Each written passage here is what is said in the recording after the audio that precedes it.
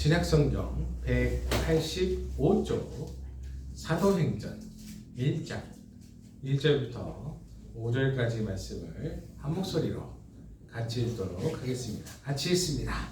데오빌로여, 내가 먼저 쓴 글에는 룰은 예수께서 하시며 가르치시기를 시작하신부터 그가 택하신 사도들에게 성령으로 명하시고 승천하신 날까지를 기록하였노라.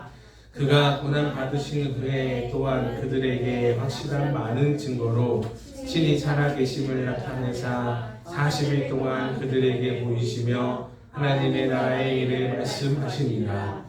사도와 함께 모이사 그들에게 분부하여 이르시되 예루살렘을 떠나지 말고 내게서 들은 바 아버지께서 약속하신 것을 기다리라. 요한은 물로 세례를 베풀었으나 너희는 몇 날이 못되어 성령으로 세례를 받으리라 하셨느니라. 아멘. 한 주간 평안하셨습니까? 사도행전을 기록한 사람은 누가입니다. 누가복음의 저자이면서 동시에 사도행전까지 기록한 사람이 누가입니다. 이 사도행전의 저자는 누가예요. 의사였고요. 그래서 이 누가복음까지 기록한 사람인데 이 누가라는 사람이 의사라는 게 저는 굉장히 좋아요. 어떤 점에서 좋냐? 의사라고 하면 최소한 객관적인 증거나 과학적인 사고를 통해서 그 아픈 부분에 대한 진단을 하고 그리고 그 진단한 병명을 치료하기 위해서 노력해야 되는 사람이 의사잖아요. 근데 이 의사가 글을 썼단 말이죠. 그게 바로 누가복음과 사도행전입니다. 그래서 누가복음을 보면 다른 복음서에 비해서 상당히 객관적이고 그리고 삼자적인 시선을 많이 중요시하고 또 주변 상황이 어땠는지까지 묘사하는 부분이 많습니다. 1차적으로 주인공 관점이 아니라 여러 가지 타인의 시선까지 다각적으로 보려고 하는 시선들이 느껴져요. 그리고 뭐가 있었고 뭐가 있었고 뭐가 있었다라는 객관적인 서술을 많이 합니다. 그래서 누가복음이 상당히 제 취향에는 맞아요. 그래서 이 의사인 누가가 1절 말씀에 데오빌로라는 자기의 친구, 데오빌로라는 이름 자체가 하나님이 사랑하신다는 자라는 뜻이래요. 이 데오빌로에게 편지를 썼는데 이게 사도행전 행적을 기록한 서신이 되었죠. 그리고 예수님이 사시는 동안의 행적을 알려주었고 2절 말씀에는 예수님이 사도들을 선택하시고 난 이후에 가르치심까지 그리고 3절 이후부터는 고난 이후에 하나님 나라에 대해서 많이 증거하셨고 40일 동안 가르쳐 주셨고 4절 5절 말씀에는 너희가 성령 세례를 받을 것이라고 말씀하고 있습니다. 아멘. 제가 누가가 좋다고 얘기했죠. 누가를 개인적으로 좋아하는데 왜 좋냐? 객관적으로 서술을 했다고 얘기를 하려고 하고 있어요. 문장들도 깔끔하고. 근데 이 의사인 누가가 나름 이성적이고 객관적이고 다른 3자의 시선에서 바라보려고 했던 이 누가가 의사였던 누가가 뭐라고 얘기를 하냐면 성령 세례를 얘기합니다. 그냥 뭐 믿는 거 좋아하고 그냥 주관적인 거 좋아하고 감정적인 거 좋아하고 이런 사람이 아니라 의사였고 과학적인 데이터를 주장하는 사람이 뭔 얘기를 하냐? 성령 세례를 받으라고 얘기를 합니다. 눈에 보이지 않는 것. 눈에 보이지 않는 것을 주장을 해요. 우리는 눈에 보이는 것과 증명된 사실들과 객관적인 것들을 좋아하는데 이 누가인 의사였던 누가가 말하기를 성령 세례를 받으라 라고 말을 합니다. 이게 참 기가 막힌 이야기인 거예요. 그냥 넘어가면 이거 별거 아닌 거네. 우리의 믿음의 관점에서는 그럴 수 있지만 타인의 시선에서 바라보면 이게 엄청난 얘기인 겁니다. 성령 세례를 받으라니. 보이지 않는 것을 받으라니. 이게 얼마나 기가 막힌 얘기입니까? 학자들 중에서도 조금 난다긴다 공부하는 학자들 중에서도 우주를 바라보면서 야, 이 우주 속에 하나님이 계시는구나 하는 얘기를 하는 사람이 간간히 있어요. 우주의 배열을 어떻게 설명할 것이며 이 지구에 있는 조그만한 청주, 개신동 조그만한 곳 이것도 참 힘든데 사람도 참 쬐끄만한데 이 지구를 행성으로 나가고 나중에 이 항성계에서 은하단까지 나가고 은하단도 더 있는데 그걸 쭉 가면 우리는 먼지만도 못한 존재구나 이렇게 얘기하면서 아 그래 하나님이 계시지 이렇게 얘기하는 거 보고 깜짝 놀랐습니다. 저 사람은 교회를 다니나? 신앙이니까? 근데 나오는 단어들 보면 그런 단어들이 아니에요.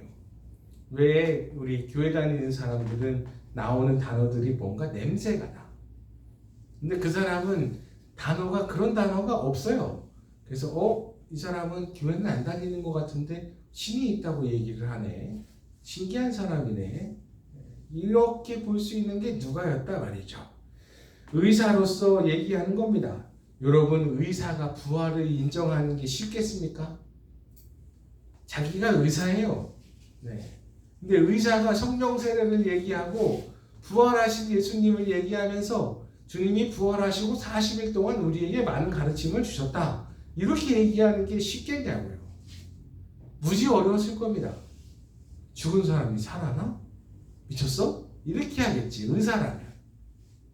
근데 의사였던 누가가 예수님의 부활을 얘기하면서 40일 동안 가르쳐 주셨다라고 얘기합니다. 그래서 더 열심히 자기의 눈으로 본바고 만진바라 했던 이 의사였던 누가가 6절 7절 말씀에 어떻게 하면 하나님 나라가 옵니까? 그때가 언제입니까? 라고 물어봐요. 그리고 금방이라도 하나님 나라가 재림될 것처럼 주님이 올라가심을 본 사람으로서 다시 내려오신다고 하셨으니 그래 금방이라도 주님 나라가 이렇게 오겠구나 라고 믿음의 고백을 하면서 살았던 게 누가입니다.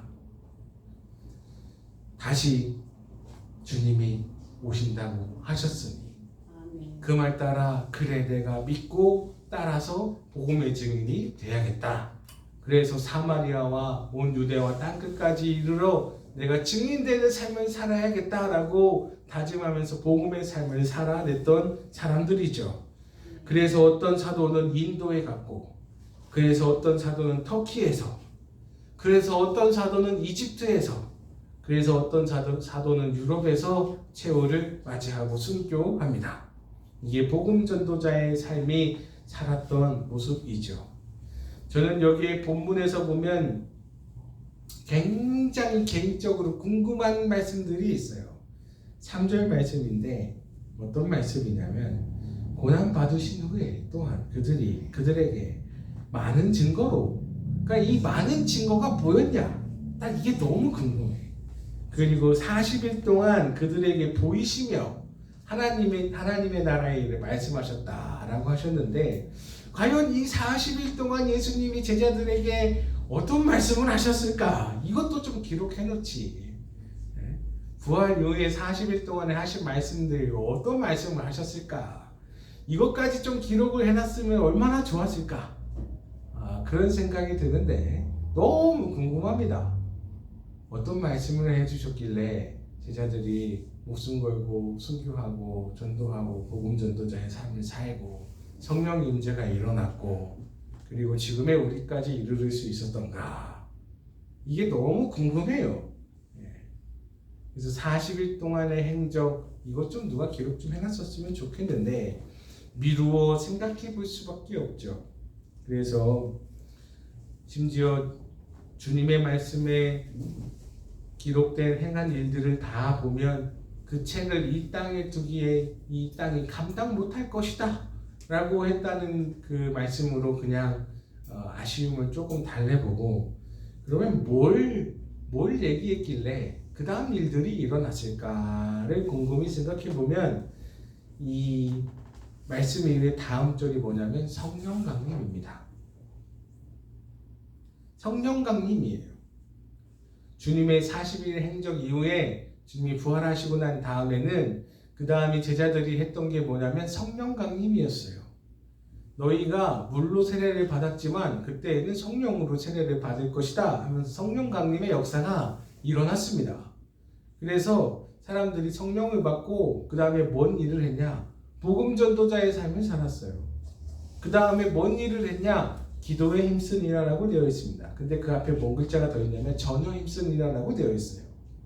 그러니까 성령 강림, 그리고 복음 전파, 그리고 기도에 전혀 힘쓰기. 이 세 가지가 일어났다는 얘기죠. 40일 동안 주님이 어떤 말씀을 하셨는데 그 말씀 이후에 일어난 세 가지 행동들입니다. 여러분 3년 6개월 동안 예수님을 곁에서 지켜본 사람들이에요. 제자들이. 그리고 3년 6개월 동안 살아낸 이후에 부활의 40일 이후에도 주님이 가르쳐 주셨다고 하는데 그 가르침을 받은 사람들입니다. 그 사람들이 했던 행동, 성령 임재, 복음 전파, 기도에 힘쓰기예요. 그러면 이 사람이 했던 행동들을 우리가 따라하면 되겠죠. 성령 임재, 복음 전도, 기도에 힘쓰는 것. 우리는 성령 임재에 대해서 여러분 귀신 받듯이 생각하면 안 됩니다. 무당들이 얘기하듯이 마치 신내림 내리듯이 성령 임재 받았으면 하나님 넥타이 색깔을 뭘로 할까요? 이런 개똥 싸는 소리를 하면 안 돼요. 그거는 아닙니다. 그거는 가짜예요. 그거는 귀신 들린 겁니다. 자신 있게 말할 수 있습니다. 그거는 귀신 들린 거예요. 성령 임재란 무엇이냐면 나는 성령을 믿는다 하는 우리의 신앙 고백 속에 있는 고백입니다. 그러니 나는 성령님이 계신 걸 믿는다 하는 주님이 나를 돕고 계신다고 믿음 속에 살아가는 거예요. 마치 진짜 무당 노릇하려고 하면 절대로 안 됩니다. 우리 토속신앙과 결합되어서 자꾸 무당 노릇하려고 하는 사람들이 있는데 그런 짓거리는 제발 우리는 없지. 그런 사람들이. 그런 짓거리는 하지 마십시오. 믿음의 고백으로 성령 하나님의 나의 삶을 도우시고 우리 서로 교제교통하며 살아간다라고 하는 믿음 속의 고백 속에 살아가시기를 바랍니다. 두 번째는 복음 전도예요. 예수님 믿는 삶을 살아내는 겁니다. 그러니까 예수님 믿으세요. 이렇게 말하는 것도 맞고 예수님 믿는 삶을 살아내는 것도 맞아요. 여러분 각자의 삶의 자리에서 주어진 자리에서 최선을 다하고 살아가십시오. 땅끝이 어디입니까? 내가 서 있는 바로 뒤가 내 땅끝이에요. 내 뒤를 바라볼 때에 과연 얼마나 내가 복음 전도자의 삶을 살았는가를 생각하시며 사십시오. 어떤 사람들 보면 꽤나 친절한 사람들 있어요. 저 양반이 그런 양반이 아닌데 뭔가 이상해 하는 사람이 있어요. 자세히 보면 운전할 때는 성격이 괴팍 같은데 자기 성질이 나오는 거지. 운전할 때는. 근데 업무 볼 때는 세상 친절한 인간들이 있디야. 아니면 저거 분명히 화날 상황인데 저거 참네? 하는 사람들이 있어요. 여러분 복음 전도자의 삶이 별겁니까? 자기 주어진 삶에서 최선을 다하고 살아가십시오. 내게 맡겨진 삶의 자리에서 정말 내가 한 걸음만 한 마디만 좀만 더 친절해야겠다 이렇게 하고 살아가시면 돼요. 나는 어떤 버스 기사님을 봤는데 와, 저 양반은 어떻게 저렇게 오는 사람마다 다 인사를 하지? 힘들 텐데 저거. 근데 내릴 때에도 오늘도 힘내세요 막 이렇게 하면서 인사를 하더라고. 저 양반 잘 보면 교회 다닐지도 모르겠다. 아마 이런 부류의 사람이 아닐까라는 생각을 합니다. 여러분 사회에는 이렇게 얘기해요. 받은 만큼만 일해라. 돈 받은 만큼만 일해라라고 사회는 얘기합니다. 그런데 기독교인은 그렇게 얘기하지 않아요. 주어진 자리에서 최선을 다하고 살자. 물론 이제 자기의 영혼까지 불태워라 이렇게까지 접근은 하지 않겠습니다만 맡겨진 것만큼은 내 몫은 다하고 살아내는 사람들 되시기를 바랍니다. 세 번째로는 기도에 전혀 힘쓰라입니다. 이게 중요한 점인데 기도에 전혀 힘쓴다 하면서 무당 노릇하는 사람들 있어요. 여러분 그러지 마세요. 네. 만약에 저 사람의 행동이 약간 이상한데? 저 사람 저렇게 하면 위험할 것 같은데 하면 오히려 기도를 더 하세요. 실족하는 경우가 어떤 경우냐면 야 이거 해봐 될 거야. 저거 해봐 안 된다니까 그거 하지 마 이렇게 했는데 만약에 됐어. 그러면 떠나는 게 무당 노릇하다가 했는데 안 돼봐. 그것도 무당 노릇하다가 사람 잃는 겁니다. 여러분 무당 노릇하지 마십시오. 기도 많이 하는 사람들이 만약에 하나님이 무엇을 보여주신다? 그러면 오히려 더 기도를 하십시오. 그리고 하나님이 뭔가를 알게 하신다, 깨닫게 하신다? 그러면 그냥 순종하십시오. 그리고 기도가 커뮤니케이션, 대화와 소통입니다. 소통이에요. 나 혼자 말하는 건 불통이지. 불통하는 사람들이 있잖아요. 네. 불통하면 그거 큰일 나는 거예요. 소통해야지. 같이 교통해야지. 주고받아야지. 하나님, 제가 이제 기도로 떠들었으니 저에게 말씀하시옵소서 제가 듣겠나이다. 이렇게 좀 하세요. 요즘은 사람들이 이상해가지고 지 혼자만 말해. 지 혼자 할 말 다 하고 됐어요. 나 이제 갈게요. 이렇게 하고 말아. 여러분은 참 세상이 이상해졌어요. 자기 말만 하는 시대를 살아가고 있습니다. 여러분 기도하세요. 기도한다는 게 서로 소통한다는 얘기입니다. 그러니 하나님 말씀하시고 내가 듣겠습니다. 이런 말도 좀 하세요. 그리고 좀 듣는 시간도 좀 가지시고 말하는 시간도 좀 갖고 아니면 운전하면서라도 하나님 제가 이렇게 속상한 일이 있었고 제가 이렇게 기쁜 일이 있었습니다. 라고 하면서 운전하면서 가고 또 아니면 조용히 있을 때에는 하나님 저한테 말씀 좀 해주세요. 제가 잘 듣겠습니다. 라고 하는 소통을 하십시오. 네. 딴 거 하지 말고 미스터 트롯 보면서 뭐 괜히 돈 없어도 뭐 이런 거 듣지 말고 네. 여러분 기도 소통하는 겁니다. 첫 번째 성령 임재. 우리는 성령을 믿는다라는 고백 속에 살아요. 하나님이 우리의 인생을 도와주고 계시는 줄로 믿습니다. 두 번째로는 복음 전파입니다. 우리 예수 믿으세요라는 말도 꼭 필요하고요. 그리고 삶의 자리에서 최선을 다하는 겁니다. 주어진 분량만큼 할 수 있는 만큼 그런 모습을 살아가시고요. 세 번째는 기도는 소통입니다.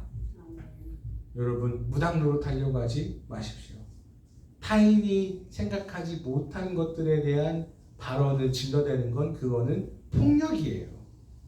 그런 거 하지 마십시오. 오히려 주님과 대화하시면서 말하고 듣고 하는 교제가 있으시기를 주님의 이름으로 축복합니다. 기도하겠습니다. 하나님 아버지 감사합니다. 주님이 40일